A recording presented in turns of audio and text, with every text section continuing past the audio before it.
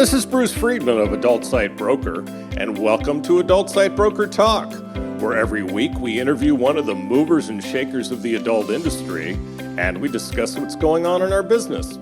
Plus, we give you a tip on buying and selling websites. This week, we'll be talking to Andra of Studio 20 and the Bucharest Summit. Adult Site Broker is proud to announce ASB Cash, the first affiliate program for an adult website brokerage.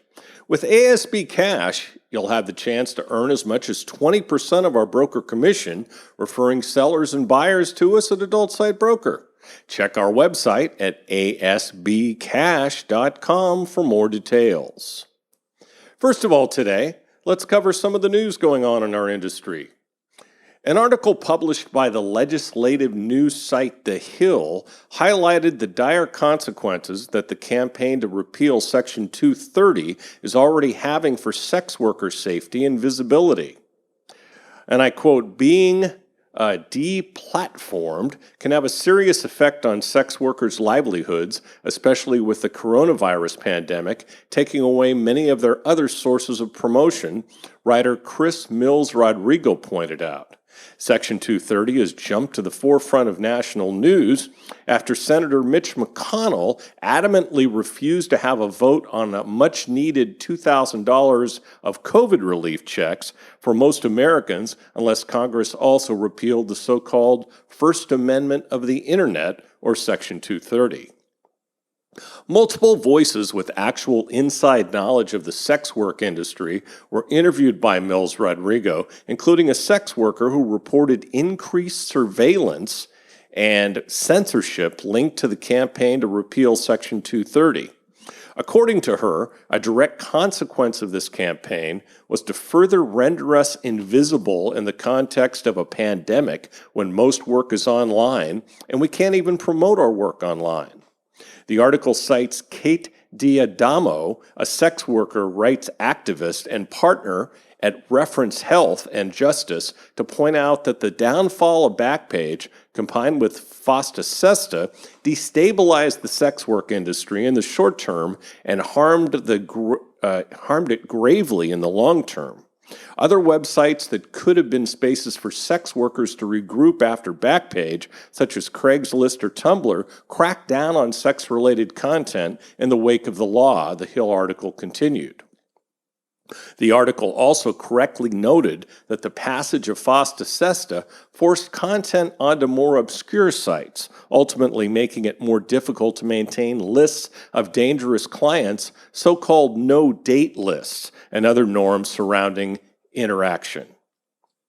Russian President Vladimir Putin has signed several laws to increase state control over information online, including one that introduces crippling fines for failing to remove what he called banned material. Although sexually explicit content is technically legal in Russia, existing laws banning the illegal production, dissemination, and advertisement of porn and pornographic objects, and other laws claiming to protect the health of Russian children are deployed by the state at its own discretion against sites hosting adult content. The end-of-the-year legislative package signed into law by Putin, according to Reuters, also grants the Russian government new powers to restrict U.S. social media giants, label individuals foreign agents, and to crack down on the disclosure of its security officers' personal data. Putin's government is currently engaged in a campaign to increase Russia's internet sovereignty, which according to observers might result in a closed state-monitored internet similar to what China achieved with its Great Firewall. Some of the measures signed into law last week resulted from complaints about supposed bias and prejudice shown by Facebook, Twitter, and YouTube against Russian media. Sadly, veteran adult film director and performer Carter Stevens has passed away in Pennsylvania, his son reported via social media. Leading industry archivist, the Rialto Report, dubbed Stevens a porn renaissance man and one of the adult film industry's true originals. He was noted by contemporaries as a meticulous craftsman who had genuine respect for his performers and for the filmmaking process. He started to make his first feature film before the landmark success of Deep Throat, the Rialto report explained, and he was still in the sex business 30 years later. His work displayed his wit, humor, and a very 1970s sensibility that merged porn and new wave art punk. Some of his early films in the mid-70s include Teenage Twins, Punk Rock, and Roller Babies. In the 1970s and 80s, he directed what the Rialto report described as a series of increasingly popular and ambitious films, including Lickety Split and Honeymoon Haven.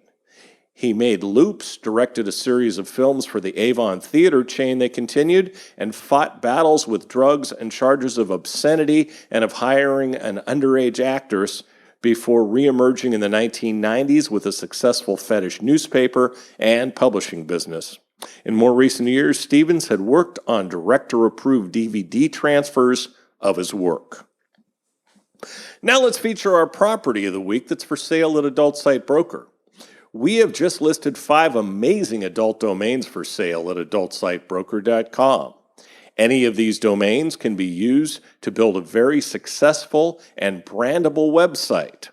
The domains are sexo.com and pornflix.com, listed at $5 million each, ask.com, listed at $4.25 million each, stud.com, listed at $2.95 million, and stripcam.com for only $695,000.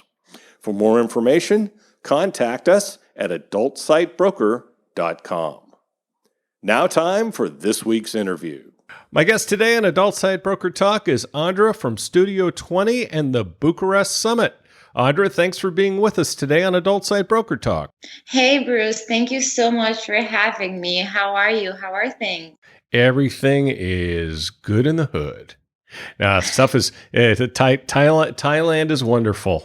We can actually say that with the whole COVID thing. So it's fantastic. And how is everything for you? It's great. It's going great. I'm here in Cyprus. I haven't left the island since March, since I came back from the European Summit. I can't complain. I live on a beautiful island. Things are going great. Yes. Lucky we are in the online industry and in the online business, so we can't complain that much, can we? We're the fortunate ones from the world. We are. We can work wherever we want. It's a wonderful thing. Now, let me give a little background on you, Andra. You've been in the adult industry for 5 years, representing Studio 20. You now head up the very popular Bucharest Summit. With Studio 20, she handles marketing, business development, and making sure both the company and the models are well taken care of. Oh, hell, let's just say it. She runs the joint. Now, during this time, she's been featured multiple times as a speaker at adult conferences in both industry magazines as well as in mainstream ones, such as BBC, Vice, Voyage LA, BuzzFeed, and others. She also has multiple award nominations, and she won Marketing Exec of the Year in 2019 and Company Rep of the Year in 2018. Congratulations. Thank you. I did that. Wow. You did that. Amazing. Just look up on your shelf there. She has a degree in law. That's something I never knew about you before. And has a master's in conflict mediation, which could come in very handy in the adult industry, I'm sure. She speaks 4 languages fluently. Now, Studio 20 is the biggest live cam studio in the world, with 33 studios and counting. They started in Romania and then expanded throughout the last 5 years to America, Colombia, Czech Republic, and they have plans to open more studios in Latin America and Russia. It's a physical studio as opposed to being virtual, so the models benefit from 24/7 help and training from the best professionals. Now, Andra, everyone has heard of cam studios. Maybe you can talk about the different types of cam studios, both virtual and physical, and how they differ. Absolutely, absolutely. Studio 20 is a physical studio. That means that we provide the training, we provide the equipment, we provide, as you said before, the 24/7, training and taking care of the models. Hmm. Let me give you a bit of history on how we started. So it was long, long, long time ago. Um, because Romania is not that the Romanian people are not that open to sex work or cam work in general. The people that Right. wanted to start doing cam work had to go somewhere to do it, right? Because you can't exactly do it when you're in your dorm or when you're with your parents at home. The Hmm. risk of them catching you is a bit high, so nobody wants that. Also, the internet or the equipment that people had or still have, unfortunately, is not the best. So that's how a lot of physical studios were created. Basically, they're offering the equipment, the training, the possibility of people camming from another place. A physical studio, if you want, is imagine like a hotel. The reception is the training area, the training station, or where the trainers are, and then you have rooms in which the models are staying, and they're broadcasting from there.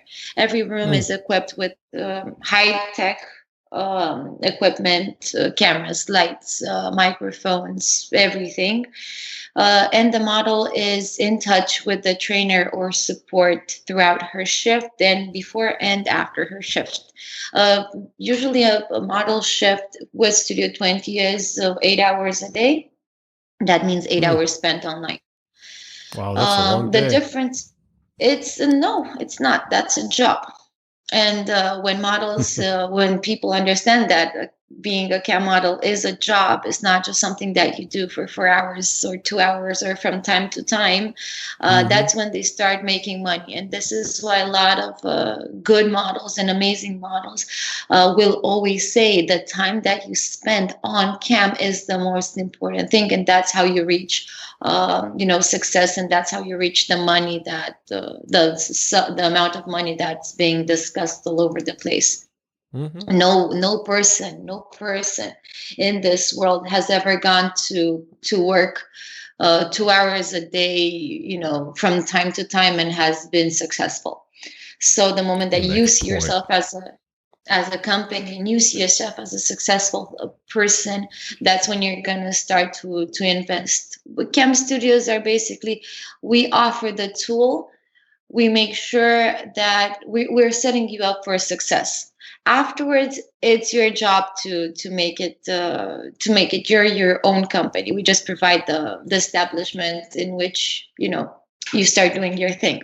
That's it. That's a physical cam studio. Then the virtual one is, you as a model, you register your account throughout a virtual studio because, I don't know, you need some training or you need some money. Your account is not working or something like that. You want someone to help you. You want to be referred by a studio or something like that. It's not a physical one, and they take a percentage from your earnings for the service that they provide. That's basically how a virtual studio works. Okay.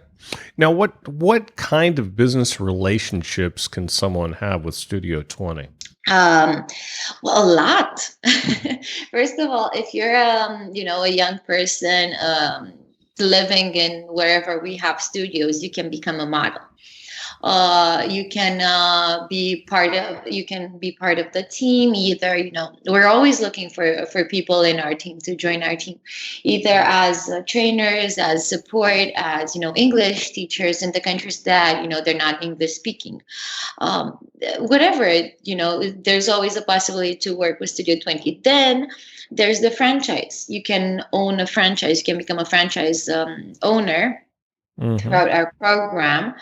um, so those would be the two of the ways that you can work with Studio 20. And also, if you sell traffic, we're interested in that as well. We are investing a lot of money in our black label right now, Stars Live, for the models to make more money. So we're sending traffic, we're creating banners, we are working with traffic companies so that we're sending traffic to our models so they make, they have an increase in sales and conversions and everything.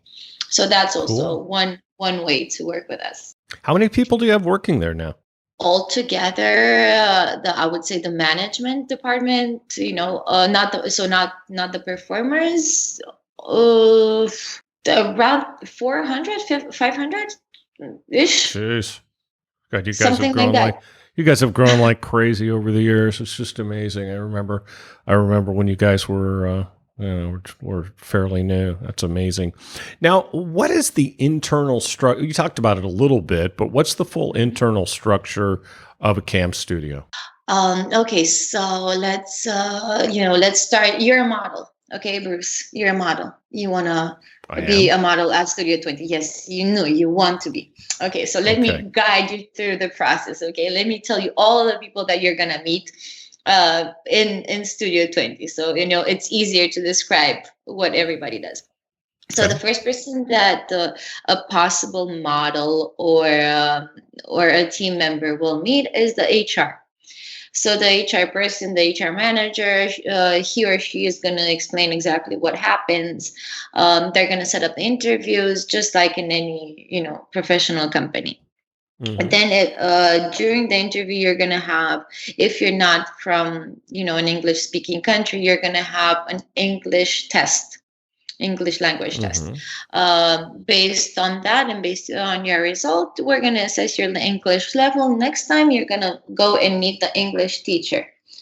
You're going to have free English classes. Depending on your level of English, it's either going to be 1 lesson a week or 3 lessons a week, 2 lessons a week, something like that. Wow.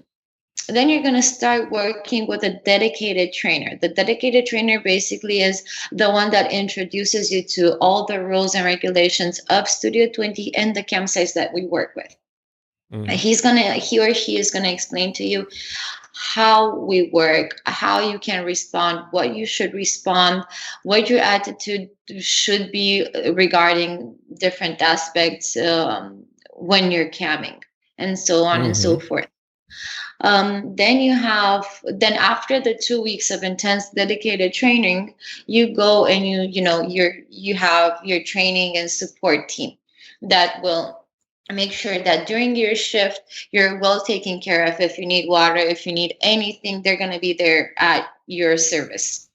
24 hours a day. Yeah, absolutely. And then you have the studio manager. You have the marketing and social media department. They're in charge of either posting on the social media pages of the models. And the studio, they're taking care of that. They're making sure that the photo shoots and the video shoots are amazing. Then you have the photo and video department, the editing, the IT.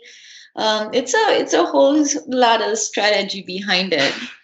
Sure. That's what we do. Yeah, and then you have the supervisors. The supervisors are we're based in Cyprus, and they take care of up to 3-4 studios each.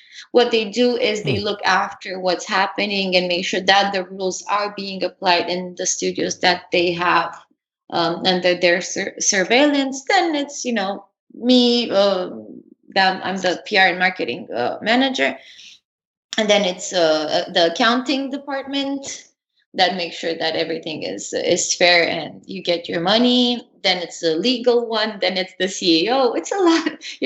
Nobody would expect that a cam studio would have so much stuff behind it. Yeah. I'm sure others don't. I'm sure most others do not. I would hope they do. Well, you'd hope.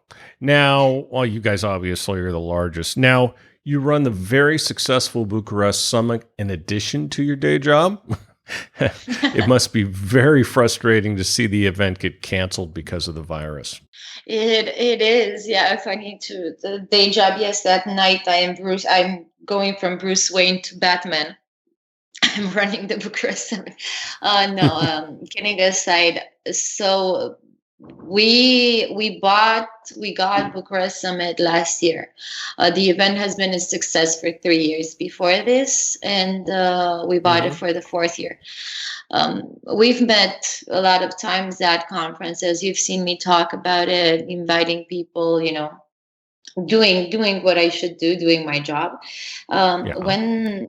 When March came, and the world started slowly shutting down, Yeah. it was not fun. Obviously, it's Wasn't fun depressing. for it wasn't fun It, for anybody, I don't exactly, think, but exactly, especially for exactly. someone who has an event coming up. Exactly. It was to say that was not fun. It's an understatement. Obviously, Sure. we're looking to see exactly what's going to happen this year. We hope that by April, the latest, we're going to have the vaccine getting to people, and people are taking the vaccine, and it's going to be safe Yeah. for everyone to travel again. We can talk about an event, I would say, after mid-June. We're not making any plans yet. Yes, we are having it in mind. We're keeping it in mind. We still have our sponsors and the people that have been supporting the show, and they've been Hmm. amazing so far. So yes, we have those people that are helping us, and they're supporting us. But for now, to talk about having a physical event would be too early.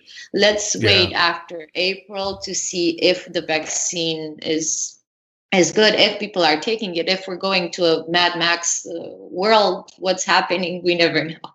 So yeah. Sure, sure. Now, many summits have gone virtual. Why hasn't Bucharest? Uh, Honestly, then they've been doing an amazing job. But why not Summit? The Webmaster Access, the AW Summit. They've been doing, and others. They've been doing good jobs going virtual. Hmm. But we strongly believe that. The connection that you make, and the business that you make it with people. You don't make it with bots. You don't you there's a different it's a different connection when you're face to face with someone, and when you're Yes. through a Skype call or Yeah. something. So what we wanted to do, and that's why we we we loved Bucharest Summit, and the idea of having it so much, is that we had this thing that was called the concierge service. So that was basically fixing up people. It was a speed dating of business, and that's what we believe in. That the business is made. It's easier to make business in person than virtual. Yes, of course, you can make business virtually, and the shows that have been done virtually have proved that. But we strongly believe that that's not the case for us. We're not doing that. We are Hmm. participating at the virtual shows that are done, and we're supporting them, and do good job, guys. It's amazing. We're not going to do that. Yeah, it's definitely not the same. There's no two ways about it. Challenge for me is everything's in the middle of my night, so I have to make the decision what's worth what's worth getting up for and what isn't. So Yeah, yeah. it makes it interesting to say the least. So how'd you get started in this crazy industry? Here you have a law degree and all that. What got you into the adult industry? Yeah, I should be asking, what's a nice girl like you doing in a place like this? That's what my boss asked me when he saw me for the interview. Uh, I bet. yeah. Well, funny enough, what I've learned in this industry is that a lot of people have law degrees, and a lot of people are very very well read, and college degrees, and so and so. Hmm. So what I'm doing in this industry, I would say that I didn't just stumble across it. I always wanted to be in the adult industry, Really? in this side. Yeah, yeah, yeah. Not on the performer side, because I am Sure. so shy.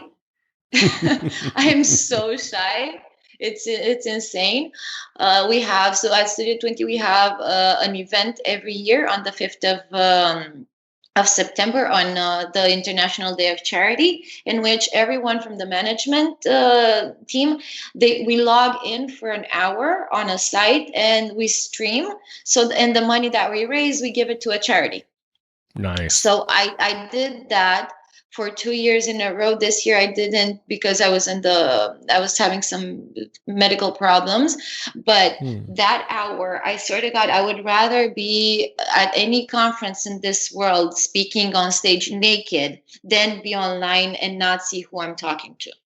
It was so strange for me. It was so strange for me. So that I would never do that just because of that. It's for me, it's anxiety. It triggers my anxiety. But yeah, so I started in this industry 5 years ago, like you mentioned, and I've always been interested to see, okay, how do these people market this industry? Because it's not easy. It's a niche. It's something that people look, they buy the sexy magazines or whatever, and they look at them, with the doors closed and everything. So it was so interesting for me to see what the people behind this taboo industry, let's say, what they were up to and what they were thinking. And what I found is that they're amazing, and they're geeks. Everybody's a geek here. Did you know that? Yeah, pretty much. Yeah. It's basically it's a bunch of amazing misfits that fit it in a wonderful place. It's a family. It's really a family. That's what I miss most about the shows, is because I miss my family. Yeah, absolutely. It's as cliche as it sounds, it is a family. Now, how has working in the adult industry affected your personal life, or has it? It has a bit in, friends, where friends are concerned. I have less people that I call friends, and more people that I call, like you said, family. So the people, the problem with working in adult is that, not a problem per se, but an issue that arises from time to time, is that people that are, they're looking at you and saying, oh my God, that is so amazing, you're working in adult, that's so fun. But when it comes to something like them introducing you to their families or whatever, they like, can you not mention what you're doing? Because they won't understand. It's not their job to understand anyways. Like, why do your parents care what I do for a job? And this also has been an issue with my personal relationships as well. Men that the moment that they hear, the moment that they hear, hey, she's in the adult industry, they like to be like, oh my God, see, this is my girlfriend, or this is the girl, not my girlfriend, this is the girl that I'm going out with. She's in the adult industry. Ask her about porn stars or fetishes or whatever, and I'm like, I'm like a zoo animal. It's horrible. It's horrible. Yeah, forget it. Treat it like a profession as opposed to a freak show. You're right. Exactly. And like, I'm thinking, oh my God, I'm on the manager side of this. How do I already have an immense respect for performers, but how do you guys do it? Just to be always, looked at as, this freak show or whatever. I mean, I do this. I hope nobody else is going through this. But, they're like, oh my God, this is Andra. And then, okay, let's try to take the relationship more serious. And they're like, well, I can't really take the relationship serious because, you go to shows and I can imagine what you guys do at shows. And I'm like, we're bored of that, man. This is our job. I have the same types of conversations. Oh my God, I'd love to go to those shows. No, you won't. No, you really don't. What are some things you've learned in your time in the industry? Well, first of all, I've learned how to hold my liquor. I bet it. With your size, I can only imagine. I'm kidding. I'm kidding. It's always fun to see the new people at shows that, the first day they're like, oh my God, free drinks everywhere. Let's go. Let's get shit faced. Yeah, And then, yeah. the show is 3 days long and you get dead. You die from your first day. And then you're like, oh my Oh God, what did God. I do? No, I have learned to be more patient. I've learned that not to take everything so serious. I've Mm-hmm. learned that everything is a network opportunity. Every Mm-hmm. party is a networking opportunity. Everything that you do is a networking opportunity. And Yep. I've learned how to sell what I do, the company, the business, and everything. It's such a thin line between being an absolute drag when you're talking to someone about, what, your product, and actually having a good conversation and making someone interested in your product. Right. So I've learned that. In the beginning, I was like, no, I have to be super serious. And, Studio 20 is the best. Come at Studio 20. And like people were looking at me like, you're cute and you seem smart, but can you tone it down a little bit? It's okay. We understand you're a business person, but just Lighten up, girl. exactly. They were like, fucking, get that stick out of your something and, just tone it down a little bit. It's okay. We all do business here. It's not, you're not inventing Yeah, the wheel now, so that's what I exactly. learned. And that's, it helped. It really helped. I bet. Now, how has COVID affected your business and what measures has Studio 20 taken to protect the employees? So like I said in the beginning, we're very lucky that we work in the online industry, right? Because obviously online traffic has increased a lot during the lockdown and the pandemic. What Mm-hmm. we did was 320 did to protect the employees and the models. We started so the moment that the curfew and the lockdown started and everything, we were thinking, okay, a lot of our models.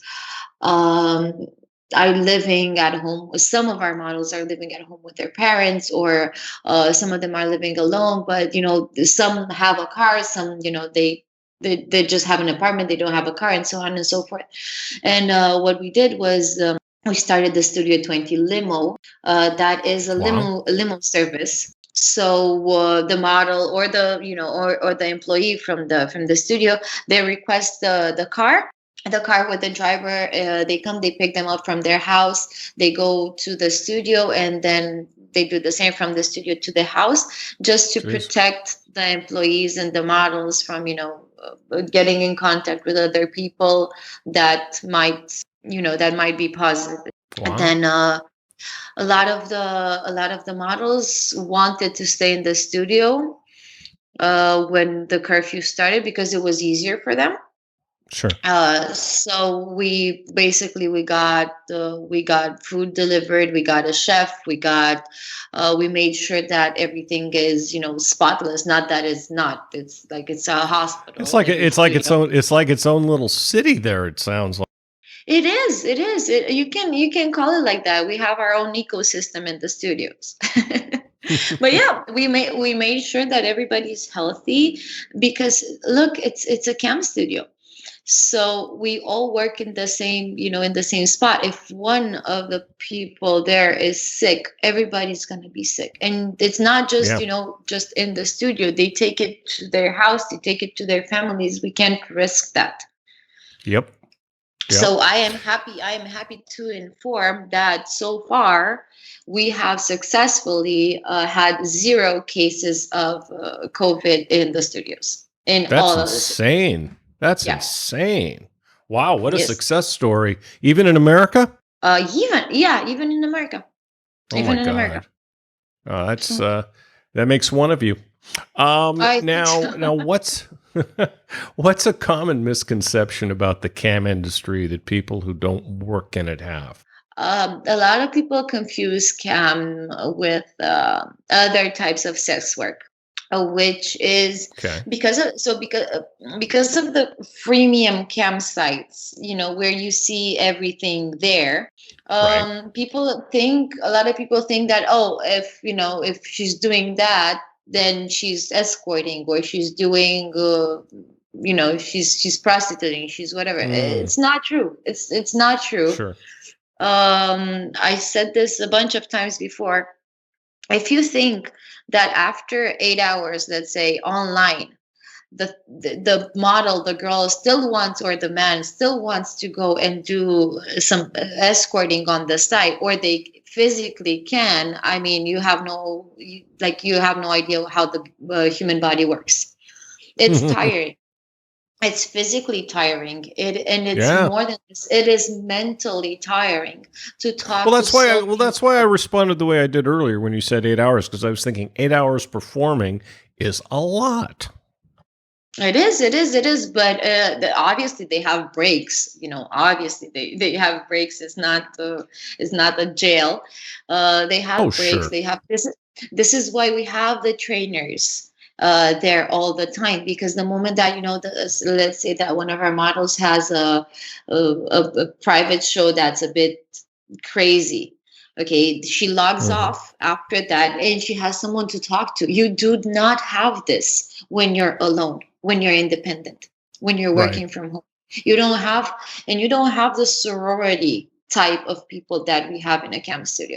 Okay, you log off, model X logs off, and she goes on a break and she meets another model there. They can talk.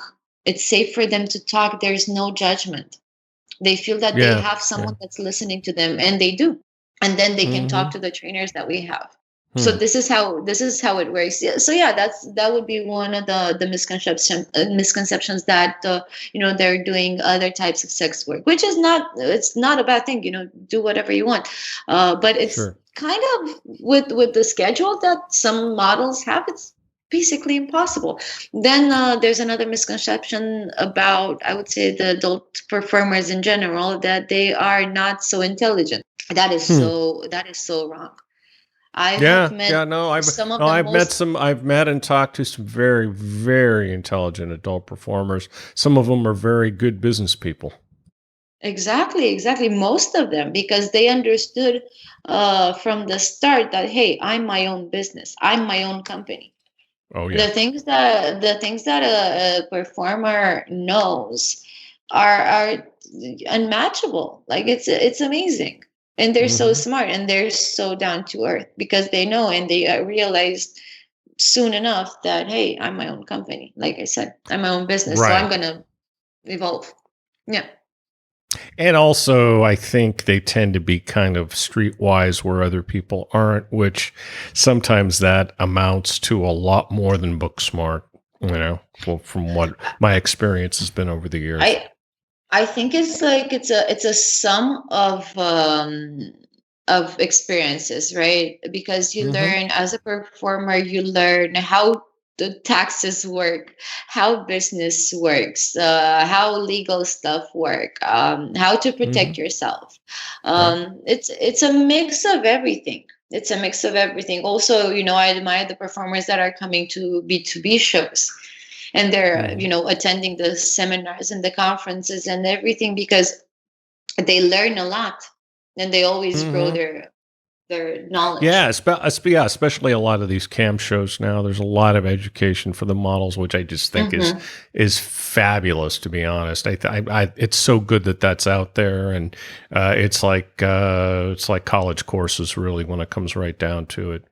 Sure. And I know in Bucharest, you guys have a great itinerary there for the educational seminars. We do. It's Bucharest Summit is not only for CAM, but it's porn as well. It's all everything that's adult industry related and affiliate industry related as well. We have it there. It's everybody will get something from it. Let's say the return of investment. Yeah, I look forward to getting there. I really do. It's near the top of my list for sure. Now, I've heard there's kind of a war going on between cam studios in Romania, Colombia, and Russia. Who's winning, and why are they winning? If you think about it, it's a war would be, a big thing to say, but I say, smiling, because if you think of Russian women, they're the fairy looking women, the blonde, the beautiful, the eyes, the skin, they look almost surreal. Uh, then you have the Colombian women, which are known for being the sexiest women in the world, right? And then you have the Romanian women, which kind of, they're sexy. Most of them, 99% of them, I'd say, speak English. Yeah. Or so and so. Yeah. And everybody. Yeah, let's face it. Romanian women are sexy as hell, sexy and beautiful as hell too. I know I'm talking to one, so but it's the truth. I appreciate it. Thank you. Yeah. So it's not a bad war, I would say. It's everybody trying to seeing, like, the Russians are looking at Romanians and Colombians, and they're like thinking, okay, the Romanians know English. And they're more seductive, and the Colombians are really sexual. So I will take my fairy looking face and my queen behavior, and I will add these two mixes in it. And then the Colombians are like, okay, I need to learn more English, and then I need to be more polished, let's say, like the Russians. So everybody's trying to learn or steal information from each other and behavior. And I think that's only helping in increasing and improving the industry per se, and the quality of the services that they provide. Absolutely. Now, what do you like to do on the very rare occasion you're not working, Andra? I love to sleep. Oh my God, I love sleeping. How awesome is sleeping?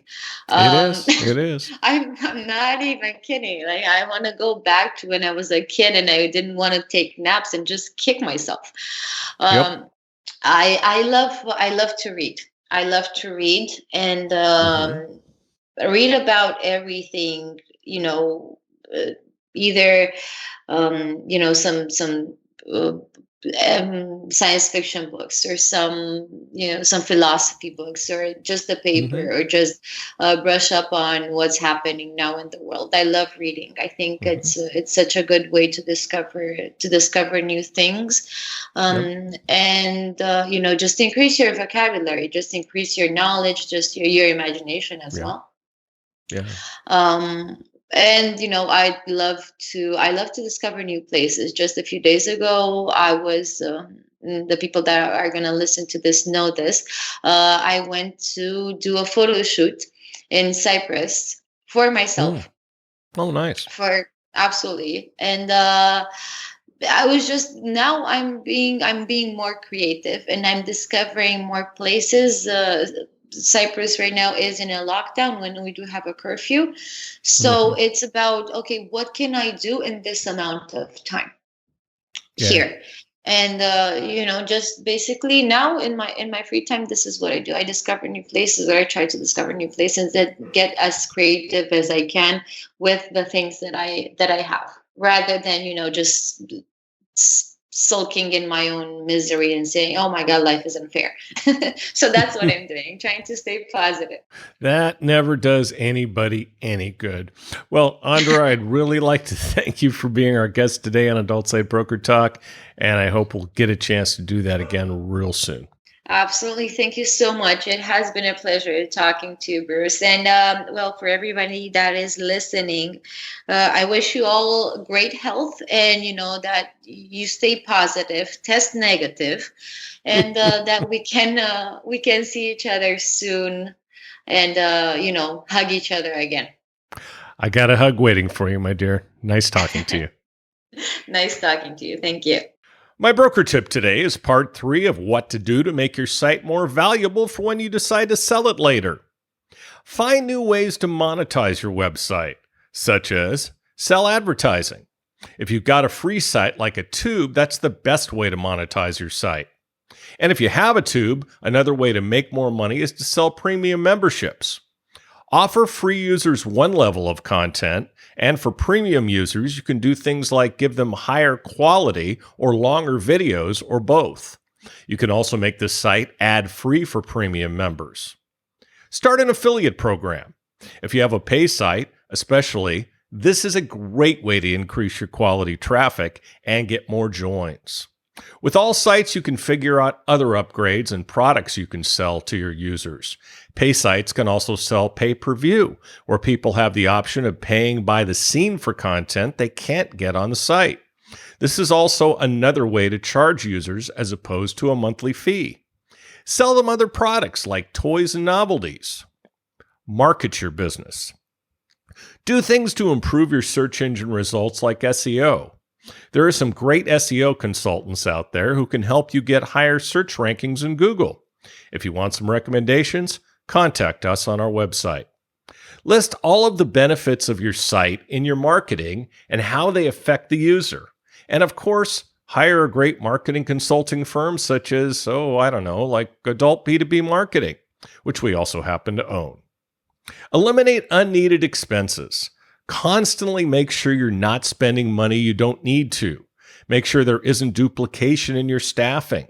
From time to time, check services you pay for like hosting and see if there are better and less expensive options. Take it from me. I've done this and saved a bunch, plus got higher quality hosting in the process.